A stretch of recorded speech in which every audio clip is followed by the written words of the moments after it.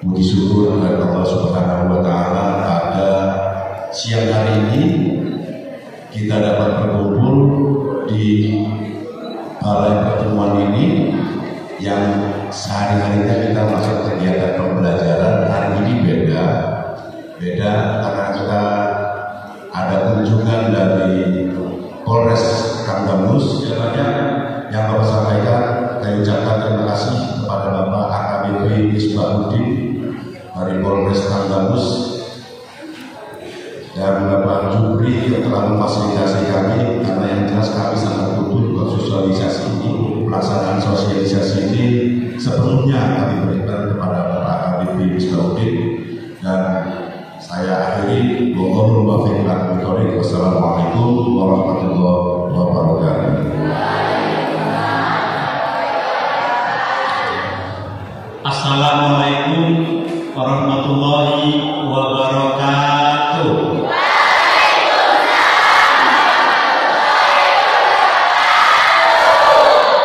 Alhamdulillah wa syukurillah, la haula wa la quwwata illa billah. Tabipun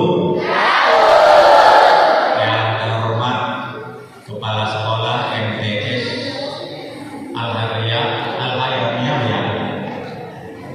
Hayriyah Karangpadang, yang saya hormati Kepala Kesiswaan, Kepala Sekolah Kesiswaan, dan yang saya hormati Bapak Ibu Dewan Guru, siswa-siswi yang saya cintai, saya banggakan. Sedikit saya sisihkan tentang akhlak. Nah, kemudian sebelum saya masuk ke materi, saya punya putra 2 orang. Dulu sekolah MTS di Sukabanjar. Selesai sekolah di Sukabanjar, saya bawa ke Darul Kolam di Tangerang. Sampai di sana, saya ditanya sama Pak Kiainya, "Bapak bawa anak Bapak ke sini untuk dipondokkan, untuk jadi orang pintar atau yang berakhlak?" Ditanya begitu. Kalau adik ditanya jawabnya apa? Cewek, yang cowok jawabnya apa? Nah, saya jawab, "Pak Yadi, kalau bisa anak saya pintar dan berakhlak mulia." Oleh karena itu, dimanapun juga kita harus gunakan akhlak terhadap siapapun, terhadap orang tua yang utama, terhadap saudara-saudara kandung, saudara-saudara keluarga besar kita, terhadap sesama teman, dan juga dewan guru. Kemudian kembali kepada akhlak, ya. Kalau akhlak kita sejak awal dipakai, ya, sampai dibiasakan, terus berjalannya waktu, naik kelas sampai dewasa, akhlak digunakan. Yang dapat nama tidak lain adalah orang yang berakhlak mulia. Tadi namanya harum. Wah, itu orangnya ramah, bagus, sopan, tata krama. Tapi kalau orang yang ketus, nah coba bayangkan, ini masih kecil. Ada kelas ini belum, kelas 9 belum ada tuh. Ada kelas 9 ya. Yang kelas 9 yang udah dekat mau lulus, tahun lagi mana tunjuk tangan? Nanti kalau sudah jadi pejabat, jadi guru, jadi kepala sekolah, jadi camat, jadi gubernur, jadi presiden tidak arogan, beretika, berakhlak mulia, dan tidak korupsi. Saya kesan sekali kalau sekolah itu. Dan benar, saya nyaman betul. Saya kayaknya diterima betul. Karena wajahnya langsung senyum. Jadi karena diajarkan akhlak, etika, tata krama tadi itu sudah terbiasa. Coba dibiasakan kita bertemu dengan sesama makhluk Allah ini, manusia, senyum. Siswi di sini sudah kenal belum? Pernah dengar belum dengan basis? Sudah tahu dengan basis? Apa tujuan basis?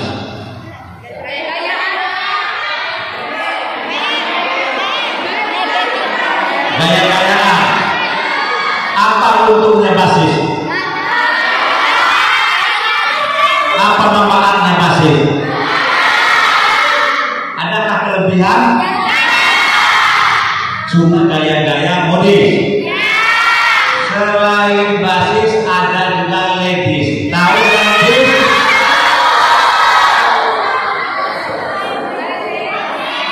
Jadi seluruh sekolah yang saya kunjungi SLTP sederajat ini yang ke-7, SLP sederajat, LTA sederajat yang ke-8. Semuanya sudah tahu basis, semuanya sudah tahu ladies. Itu tidak ada guna-gunanya. Tapi masih orang ikut-ikutan, nggak ada tujuan. Basis itu bahaya nggak? Apa bahayanya? Tunjuk tangan, satu jawab. Apa bahayanya? Basis itu termasuk ya, bahayanya itu. Sudah nggak ada untung, nggak ada manfaat, nggak ada guna, cuma hanya sok-sok modis, sok-sok gaul, gaya-gayaan. Untungnya nggak ada. Tapi kalau itu musibah nyawa, contohnya kita disebut jatuh dari mobil. Kita nyambung dari mobil, stop mobil nyambung. Tujuan katanya pada Lampung, stop mobil turun di Presewu, mobilnya berhenti. Udah nyambung lagi ke Tataan, kalau mobilnya berhenti Tataan. Begitu ya? Udah tahu? Kalau udah tahu saya tuliskan lagi lah, nggak saya disebut lagi ya. Gitu juga ladies.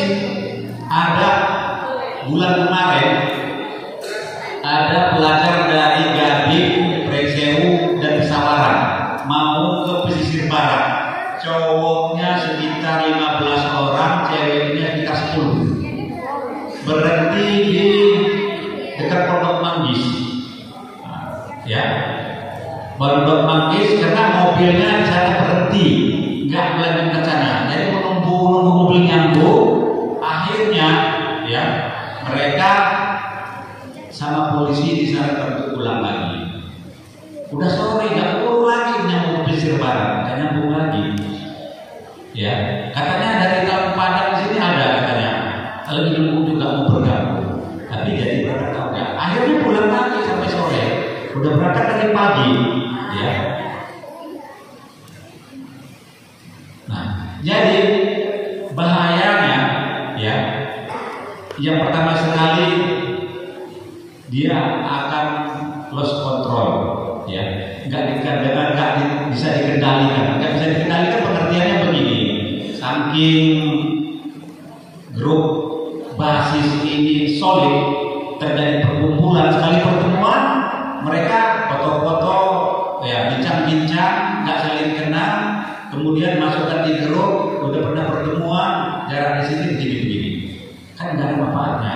Nah kemudian saya jelaskan, basis maupun ladies ini ngadopsi, ini ngambil contoh dari negara-negara barat, negara-negara luar, negara Asia yang termaju. Ada cerita, ya ini lihat, perhatikan ini ya.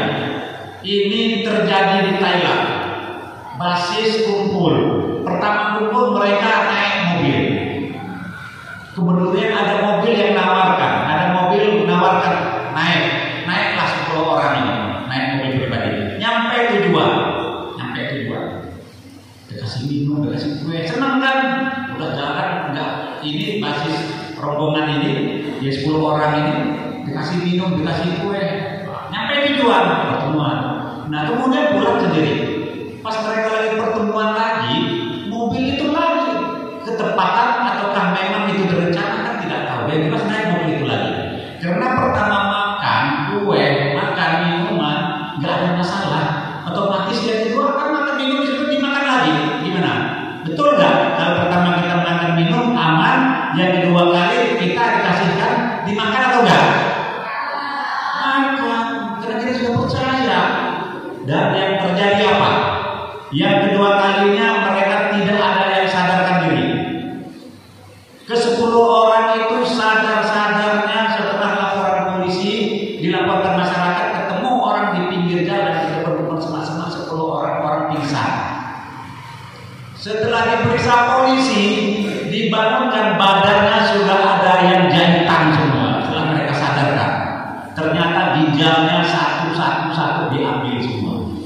Ayo, siapa yang mau pasti mulai kumpul-kumpul nggak jelas itu, nanti pas selip minum itu hal yang sudah terjadi ya. Bisa jadi di Indonesia itu nanti dimanfaatkan orang begitu. Indonesia masih keren ini basis katanya. Ini culun-culun ini basis semua ini. Pura-pura mobil jalan. Ayo naik. Ya. Itu hal yang sudah terjadi. Mau bilang kalau masih satu ginjalnya masih hidup loh. Tapi kalau dua-duanya ginjal gimana? Ambil lagi empedu, ambil lagi jantung, ambil lagi hati, kosong, masih hidup gak?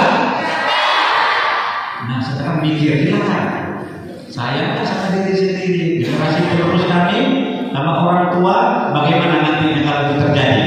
Itu hal yang sudah terjadi, belum lagi nanti dicekokin narkoba, dicekokin miras, ya.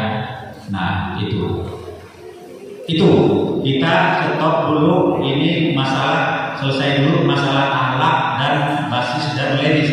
Jangan ada lagi yang ikut-ikutan, itu nggak ada untungnya, ya, nggak ada manfaatnya. Bilang orang mau disebut tapi orang tua, orang yang sudah ngerti, wah itu nggak ada gunanya. Oh itu anak siapa? Kurang kerjaan. Dibilangkan orang itu anak buangan, anak yang nggak bisa dikendalikan, anak yang tidak punya perhatian dari orang tua. Itu yang jauh kita sekarang ini. Mau modis-modis, mau gaya-gayaan, mau gaul, hanya sekedar itu aja. Rumah ditinggalkan, bohongin orang tua lagi, gaya-gayaan. Sudah itu pulang lagi, nyampe-nyampekan badan. Ya, jadi nggak ada manfaat. Setuju ya, nggak ada manfaat. Di suara setuju nggak? Kita masuk ke materi undang-undang lalu lintas. Undang-undang lalu lintas kenapa diajarkan kepada sekolah-sekolah dari TK, dari SD, SLTP, sederajat, SLTA sampai usia lanjut? Saya tanya, kenapa dikasih tahukan kepada siswa-siswa pelajar ini? Kenapa? Ada yang jawab? Ada yang bisa? Saya jawab, ya.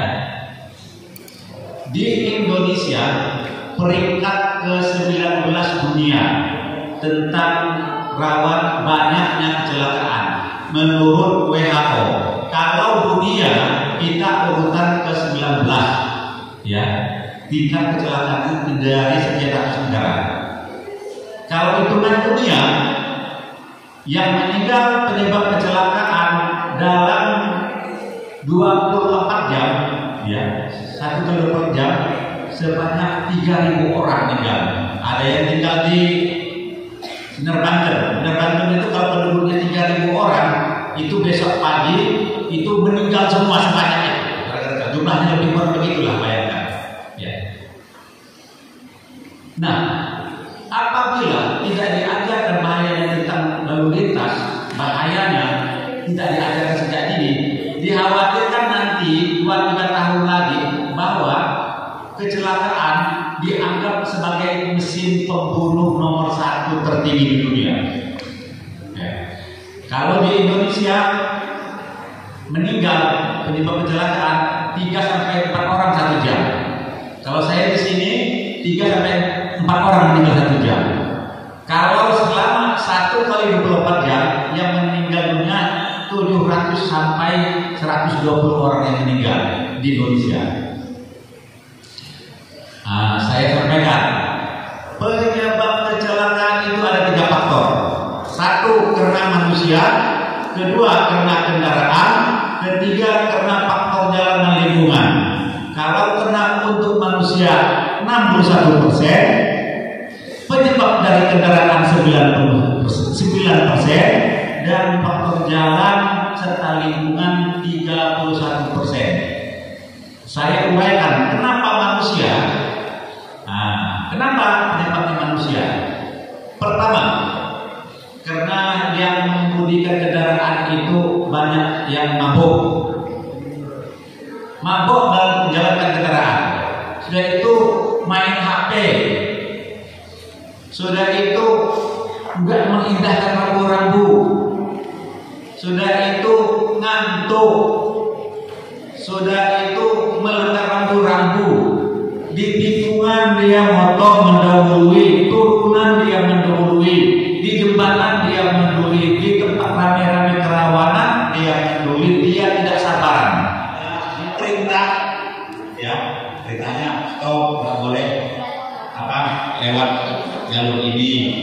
nggak boleh parkir di sini, ya. Kemudian kalau petunjuk itu belok kanan, belok kiri.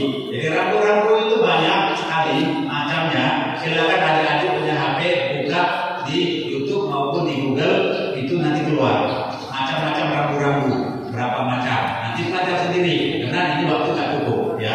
Bisa ya.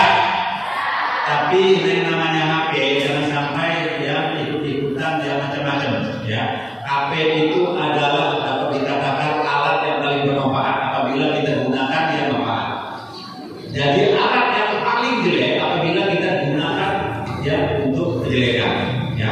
Sepakat ya bahwa HP itu gunakanlah yang baik-baik, ya. Gunakan untuk menuntut ilmu ataupun untuk pengetahuan, ya. Kemudian Bapak, saya tanya, kenapa kalau berangkat sekolah itu berangkat aktivitas menggunakan sepeda motor roda 2 diwajib pakai helm SNI, pakai helm. Kenapa?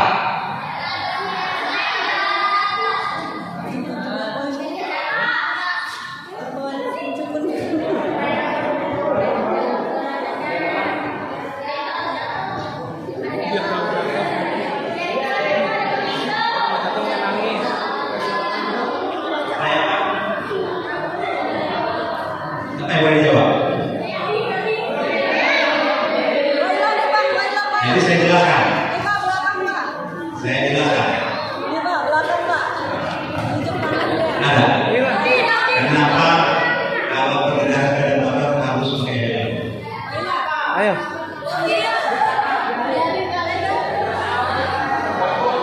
Biar kalau jatuh ada perlindungan kepala. Betul apa salah? Betul. Itu jawabnya betul, ya.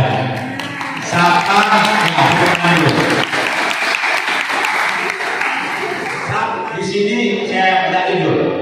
Yang pakai sepeda motor dari rumah ke sini itu juga berapa orang? Yang pakai sepeda motor langsung bukan diantar, yang bawa sendiri.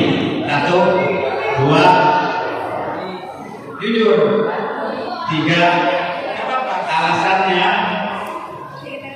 kalau dulu belum pakai helm, yang mati kecelakaan karena sepeda motor nggak pakai helm zaman dulu lebih kurang dihitung 100 lah, ya. Tapi setelah diwajibkan pakai helm langsung turun 60% penyebab meninggal itu orang karena tidak pakai helm.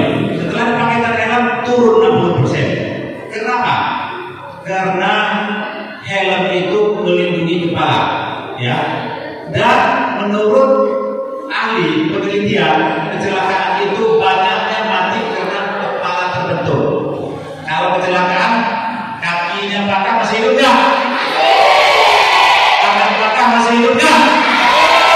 Kalau kepala pecah. Nah, saya orang tua, saya bapaknya, saya dengan nyawa sendiri. Saran Pak Polisi, saya sini supaya nanti generasi penerus kalau musibah kecelakaan, ya sudah tahu rambu-rambu kemudian diterapkan dan tidak jadi generasi yang cacat, ya. Tidak ada generasi yang patah kaki maupun geger otak, ya. Tidak ada yang patah tangan dan tidak ada yang bolong. Nah, jadi penyebab dipakaikan helm karena untuk melindungi kepala, ya. Bukan helmnya digantung di jok, gantung di spion, gantung di senam, taruh di lutut, taruh di samping. Sebelum kecelakaan kita jatuh duluan, ada yang pakai helm, tapi nggak diklip, nggak dikunci. Kecelakaan belum terjadi, helmnya jatuh duluan, balik udah belum jatuh, mubazir. Dan helmnya harus SMI, ya. Helm, halo, ya, oke, bisa lanjut. Jadi helm harus helm SNI. Adik-adik walaupun nggak pakai motor di jalan kita itu jalan provinsi, jalan ibu kota, ya urutannya besar. Kalau di jalan umum kita itu, di jalan kabupaten maupun jalan yang di luar, itu pernah lihat ada cek warna kuning, terus warna hijau. Ada di mana ketemu jalan yang ada warna hijau tulisan, yang ada cek. Ceknya ada warna putih sama kuning. Ya, pinggir jalan sebelah kiri untuk batas bahu jalan sebelah kiri, yang sebelah kanan bahu sebelah kanan. Yang tengah ada yang warna kuning, ada yang putih. Itu ada dua macam, siapa yang tahu? Jalan itu. Yang di tengah-tengah itu ada garis tidak terputus, nyambung ke ini, nyambung terus. Ada yang 2 meter putus, 2 meter putus. Nah, apa manfaat daripada garis tidak terputus? Gunanya apa? Nunjuk dulu. Saya Pak. Berapa macam garis tadi? Yang satu, yang satu tidak terputus, yang kedua tidak terputus. Guna yang tidak terputus, Anda tidak boleh kita peduli, tidak boleh motor, tidak boleh nyalip, bahaya. Kemudian yang terputus-putus boleh nyalip tapi ada situasi. Kemudian apa gunanya lampu sen dan klakson atau trompet? Titit. Nah, itu lampu sen, itu lampu sennya, kiri atau kanan. Apa gunanya? Ya. Nah, sedangkan yang dua ini masuk final ya.